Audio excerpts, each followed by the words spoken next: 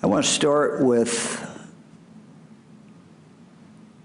my report to you, people of the state of Ohio, in regard to where I think we are today, April 16th, 2020.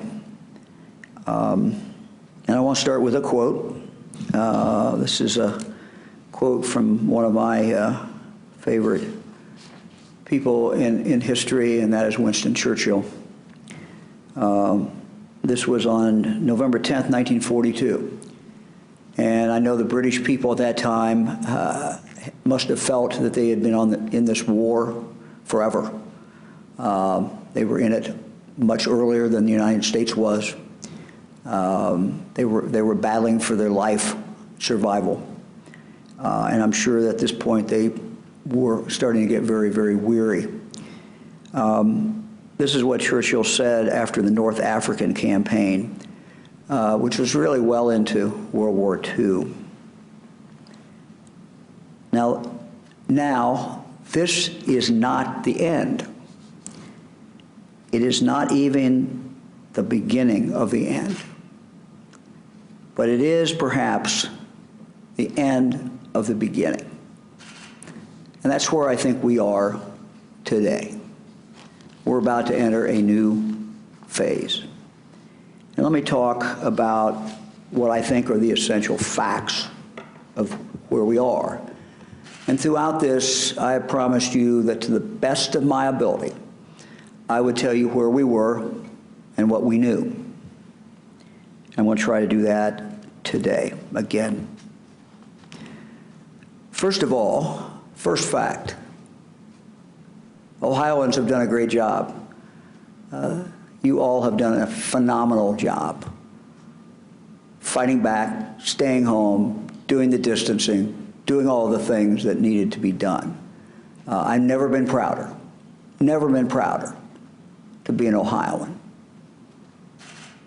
I'm very grateful for what you have done.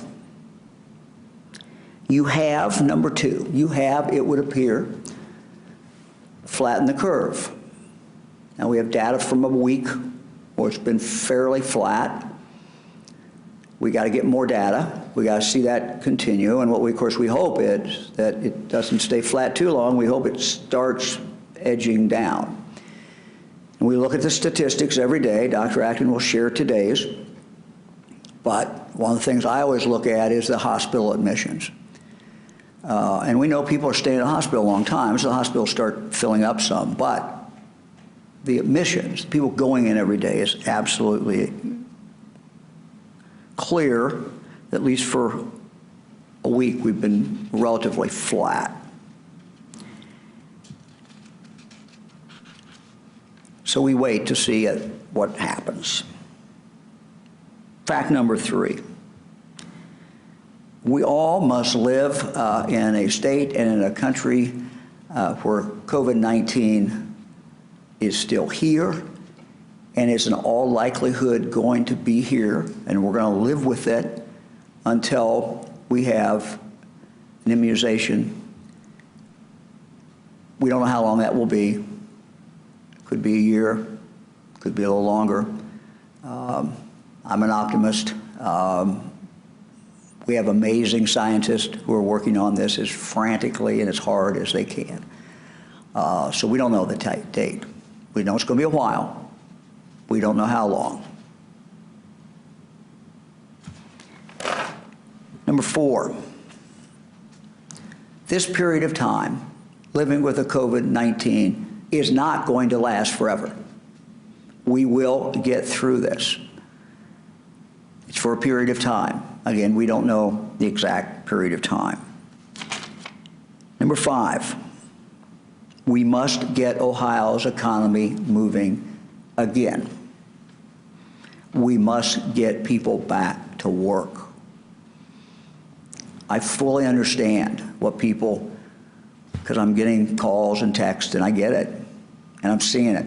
I'm seeing the news media, what people are dealing with. And I know that people who are unemployed want to work, and they want to get back, and they want to move us forward, and small businessmen and women want to do the same thing. For all the reasons that we know, Ohioans are chomping at the bit, ready to go, ready to get back to work. But I want to mention something else of why it's important for us to start back. We know that when the economy goes down and we have this significant drop, we know that there are bad consequences. People lose their jobs. And we also know that there are medical consequences as well, that certain things happen. Overdoses, for those who have an addiction problem, go up.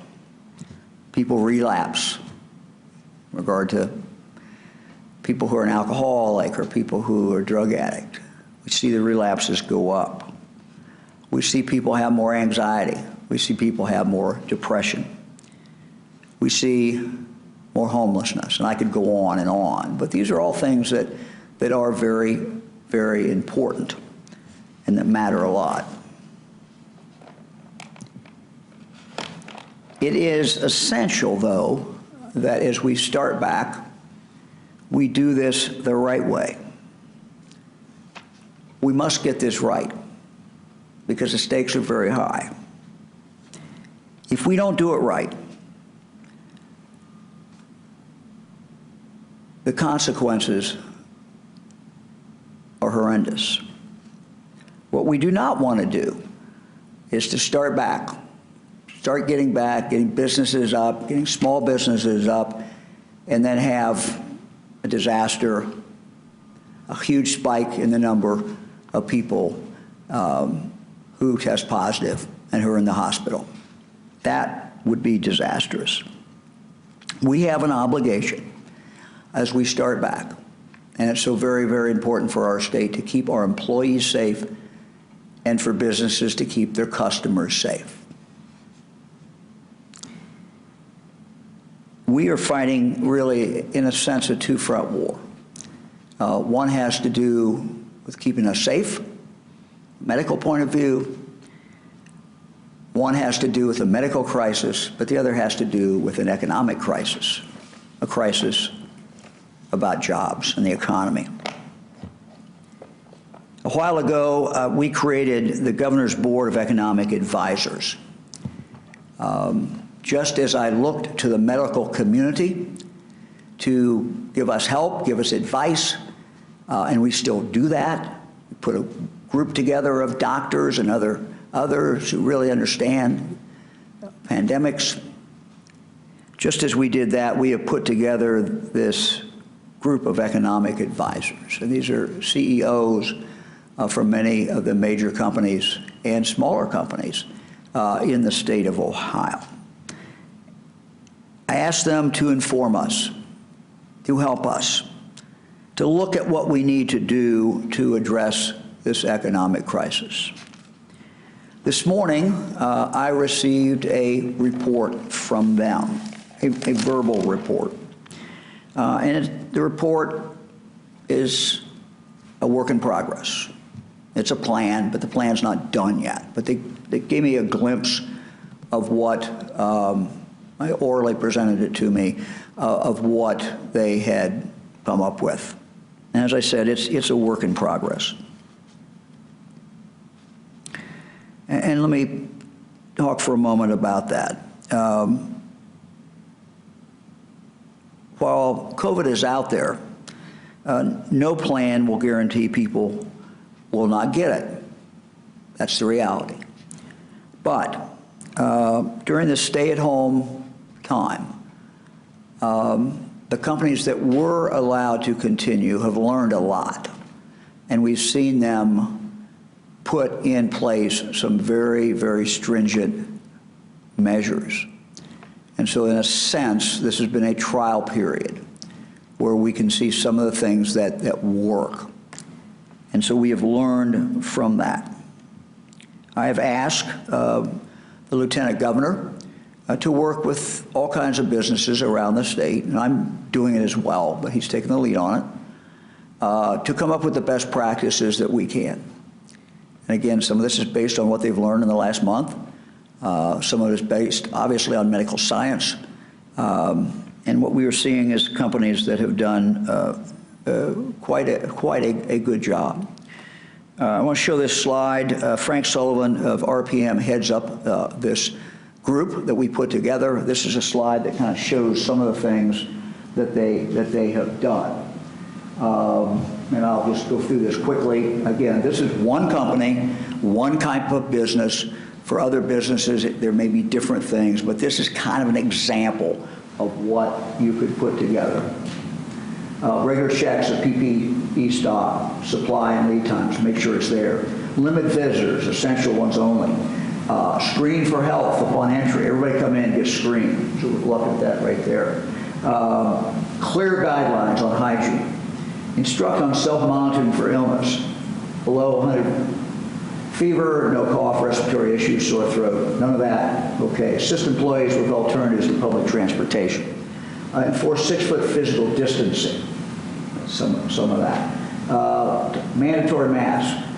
Communicate suspected exposure to cases of COVID-19, and on and on and on. That's just one company, one example, but that's the type protocol that we're looking to put together as people look to start back in.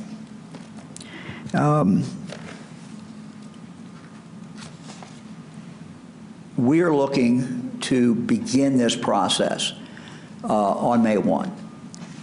We've got a lot more work to do between now and May 1 because we want to get this right. We will start with companies that can demonstrate that they can do these things. We'll start with some companies that, and this will be phased in because we got to measure how we're doing as we go. But we'll do this with companies where we have been able to put together the guidelines and companies that we think can start back down this road. Again, the world that we're going to see is a different world, and the world in the workplace is going to be different. You're going to see people with masks. You're going to see people where there's a lot of sanitizers, a lot of barriers, distancing, all the things that we have talked so much about. The workplace is going to change. And for the companies to come back, we want to make sure that they're able to assure this for their employees and for those that are retail, for their customers.